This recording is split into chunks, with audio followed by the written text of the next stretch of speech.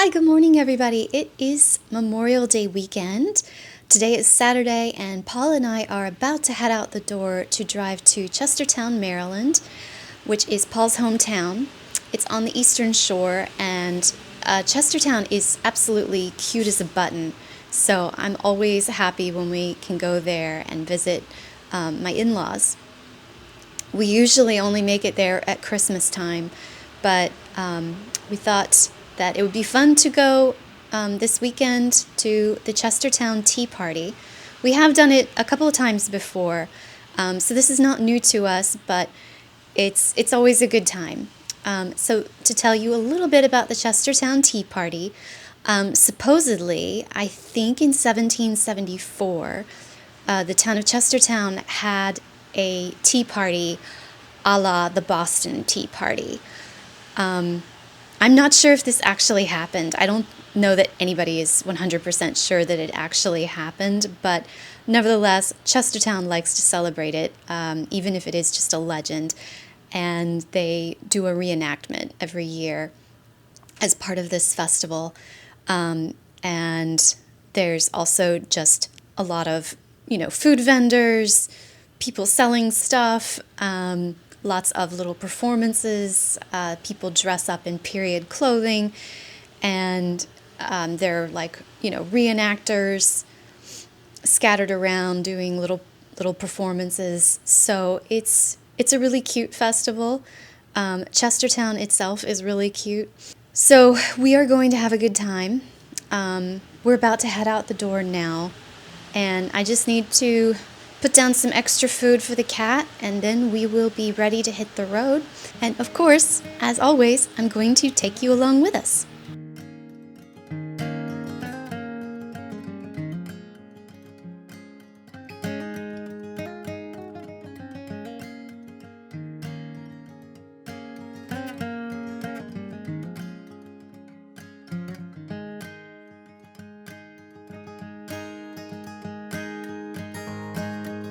Hello everyone, we're in Chestertown now, and the weather leaves something to be desired for Memorial Day weekend, but we're gonna make the best of it.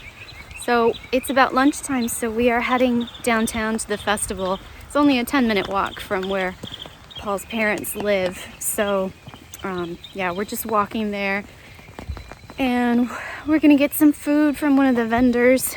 My in-laws have already been to the festival this morning and said that it's kind of a little bit smaller than usual, probably due to the weather.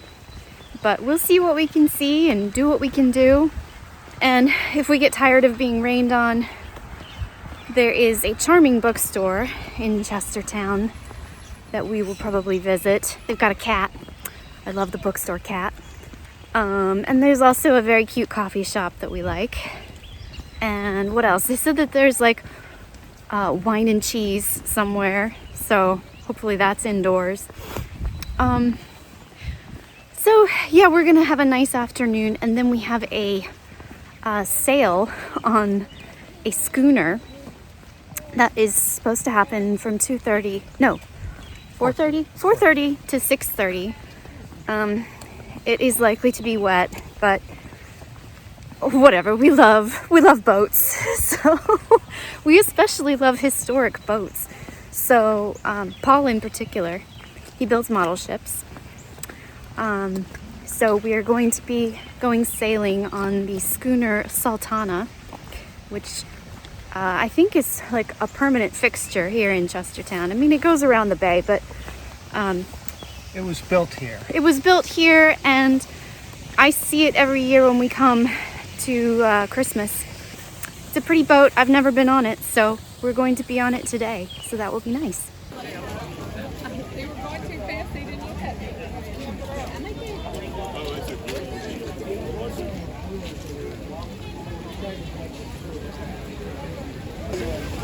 You want to cut through the park? Sure. Through the park. Lots and lots of food vendors. We are going back to the other side of the park to go to the Ashbury Methodist Church tent and get, I think, some fried trout for Paul and I'm not sure what I'm gonna get. But they had some stuff that looked really good. And they have the longest line, so that's usually indicative, right?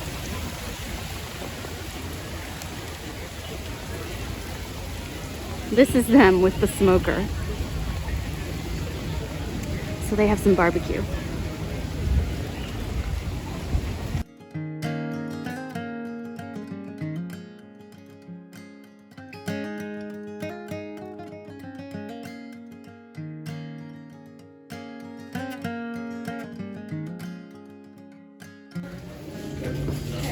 So I got barbecue chicken, mac and cheese, and collards. And Paul has the fried trout and fries and mac. And most importantly, we found a dry place to sit.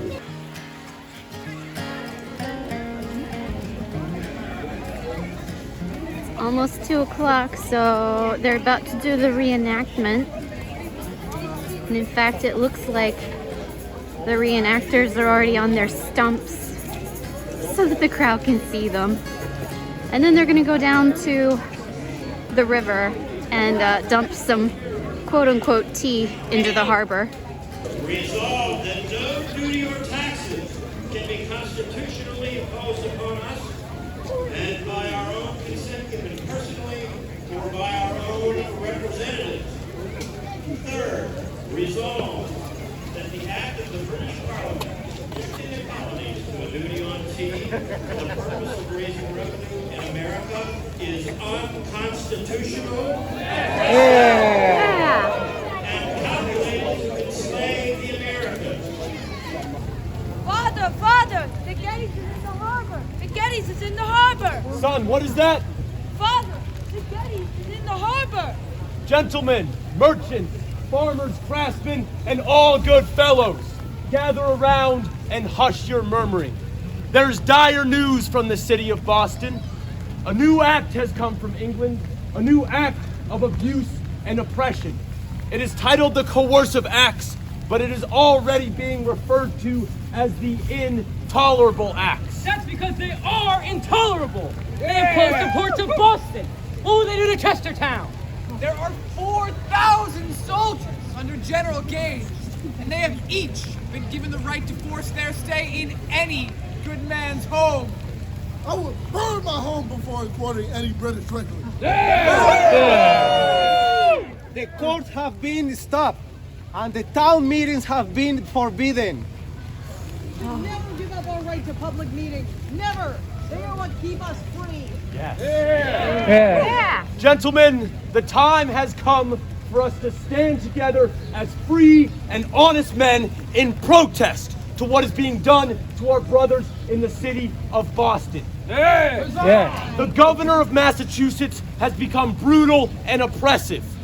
The Bostonians' peaceful protest has been countered with violence. We know where we stand, but the longer we hesitate to raise our voices, the longer it will take for our voices to be heard. The time to speak out is now. We must act before it is too late. Should we dare sever our ties with the mother country that gave us birth? With whom should we trade? With whom shall we secure the necessities we cannot provide for ourselves in this hostile land? France? Who will protect our freedom? How can you speak of freedom when we live in a colony that imprisons free men? Their dignities and rights gone. Are we any different?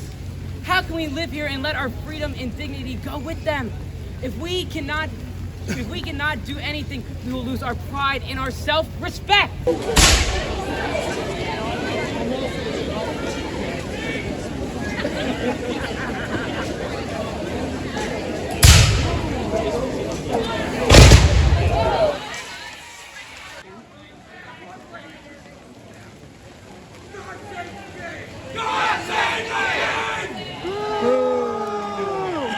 No kings!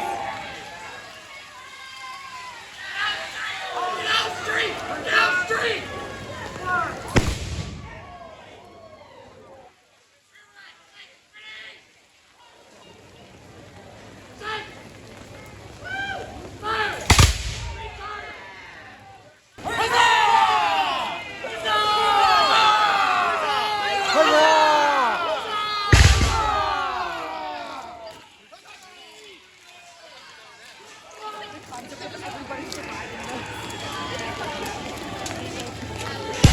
Hey, there they go.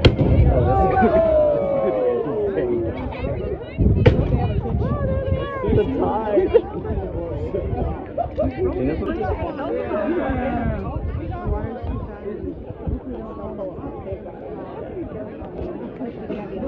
Nope.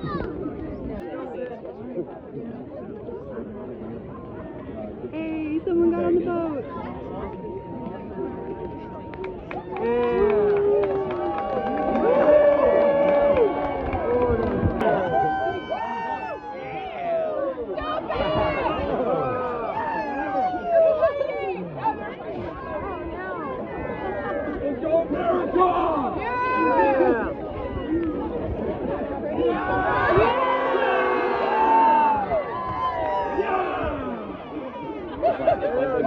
Like, should we fight?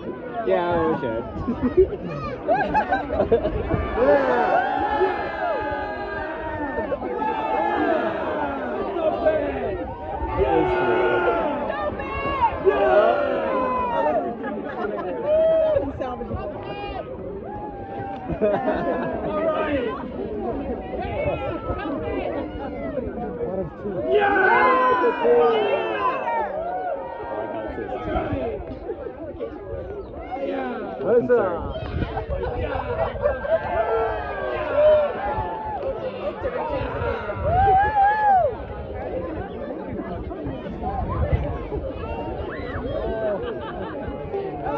Strike the colors!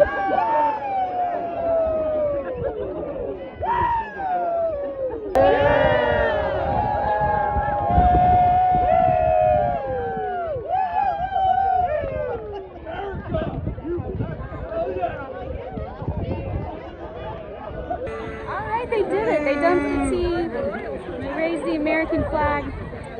So now we are going to have not tea, but coffee, like good Americans. I like these two dogs.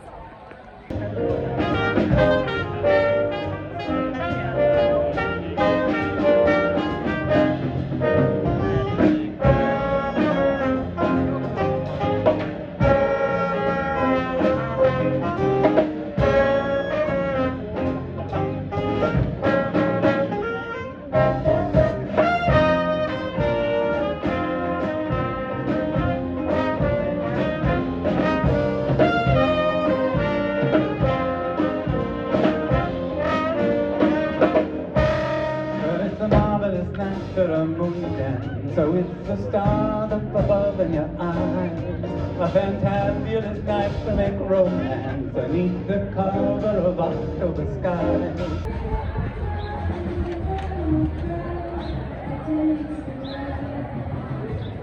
We're gonna get a coffee here at Stan's. And sadly the cat cafe next door appears to be closed. So that's a bummer. But we're at least gonna get a coffee, maybe an ice cream.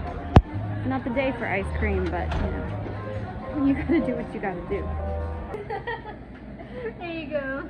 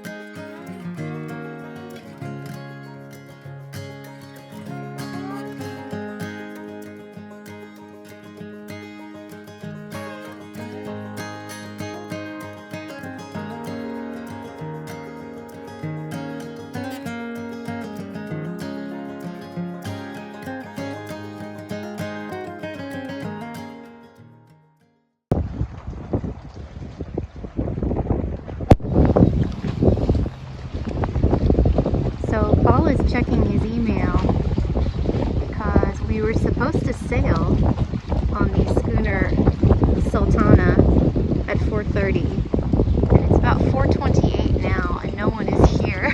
So we're thinking it was probably canceled, and somehow we missed the email notifying us.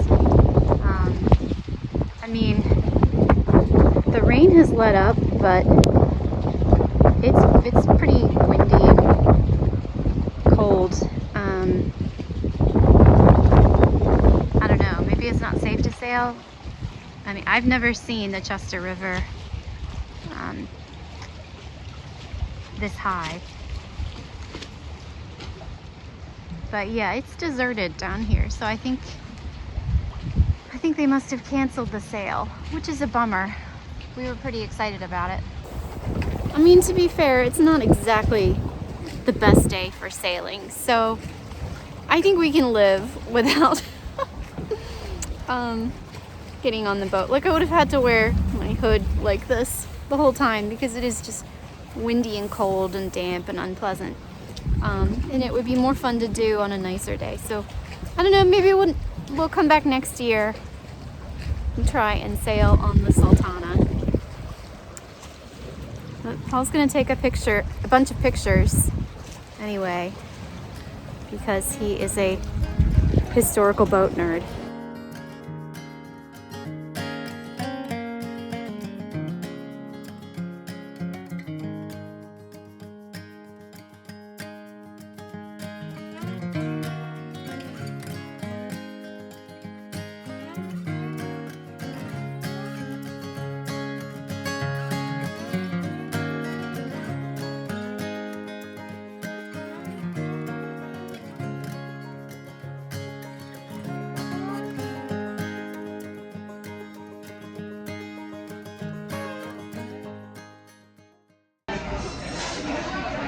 Hey everyone, so in lieu of sailing, which obviously is not happening after all, we have decided to go to happy hour, and we landed at a place called Bad Alfred's Distilling.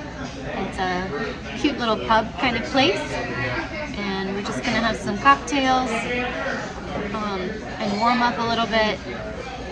Part of me is glad that we're not sailing because it really is kind of cold and blustery out there.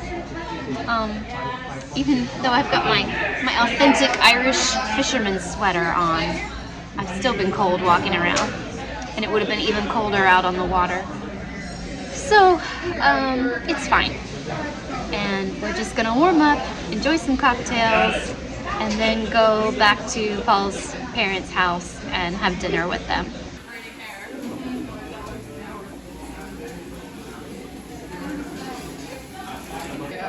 Now, what do you have again? A Kentucky Mule? Yeah, I've got a Kentucky Mule, which is bourbon and ginger beer. And they gave me a little wedge of lime to put in there too. And is it tasty? It's pretty tasty. Very good. And then I have a Manhattan with bourbon. Nothing too exciting. We both wanted dark and stormies because that felt appropriate for the day's weather, but I think everybody ordered a dark and stormy today. yeah, they were out of dark rum by the time we got here, so no dark and stormies to be had, but we will make do. Hello, good morning everyone. It is Sunday morning. I am in what used to be Paul's room when he was a kid, but between then and now, it became also his little brother's room. So anyway, it's not really Paul's room anymore, but it's where we stay when we are visiting. So today we are gonna head home. It's another day of gloom out there, but I wanted to tell you a little bit about what I am reading, and I got a couple of finds while I was here. So first, in line with my whole American history kick that I'm on, as you well know if you have been following this vlog for a minute, I have been reading Founding Brothers by Joseph J. Ellis. This was recommended to me by my dad when I asked a few weeks ago for people's political biography recommendations. He recommended a few books to me, and this was one of them, and I came across it in a used bookstore and picked it up for a very good price.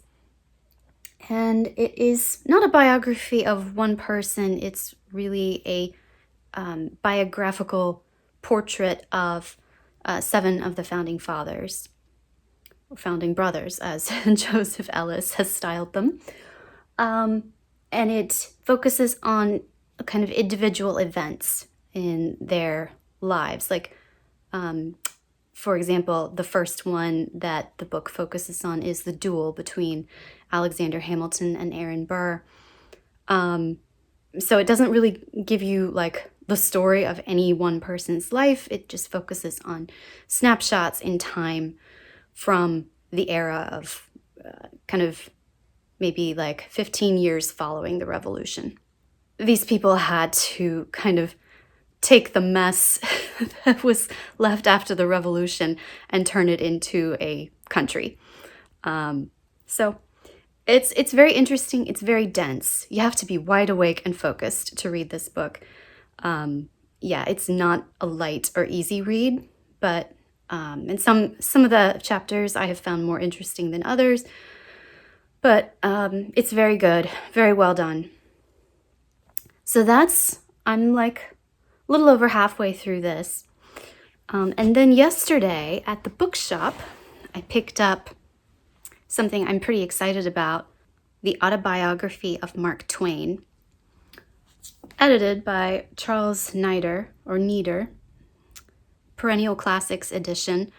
This is used, and I got it for only $4 for over 500 pages worth of reading. And it's not in bad condition. Like it's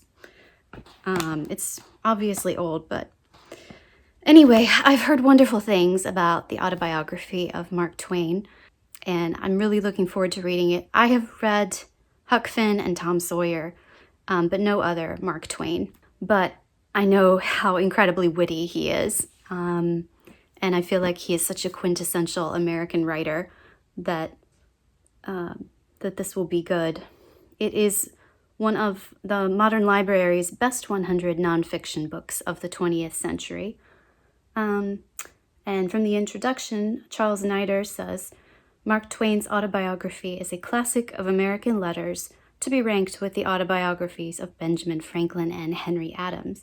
It has the marks of greatness in it: style, scope, imagination, laughter, tragedy.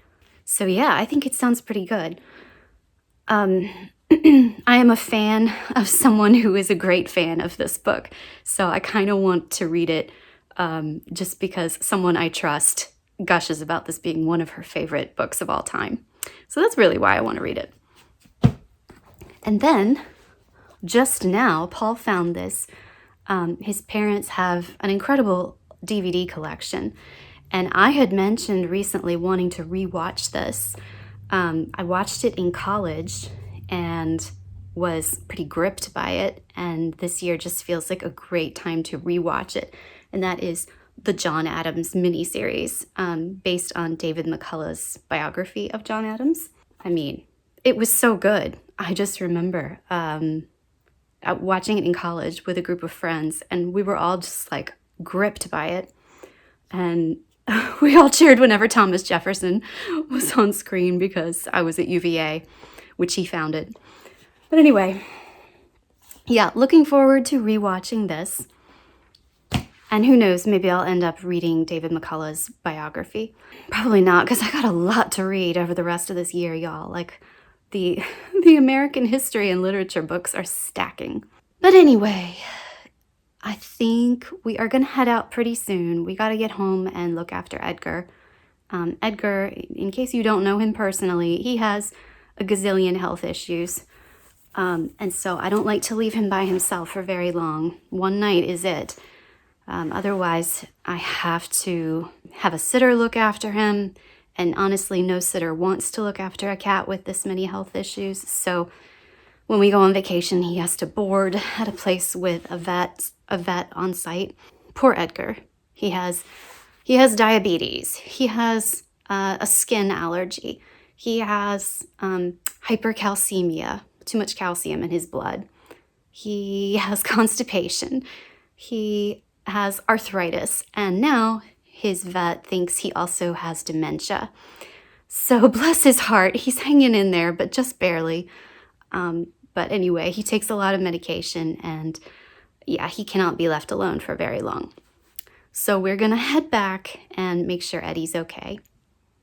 And then I think we'll just have a pretty chill rest of the weekend.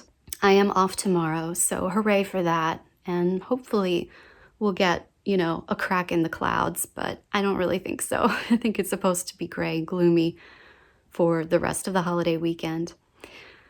But anyway, I think I will sign off now and wish you a great week. If you enjoyed this video, please give it a thumbs up and subscribe if you are not already subscribed. And thank you so much for watching. Take care, and I'll see you next week. Bye.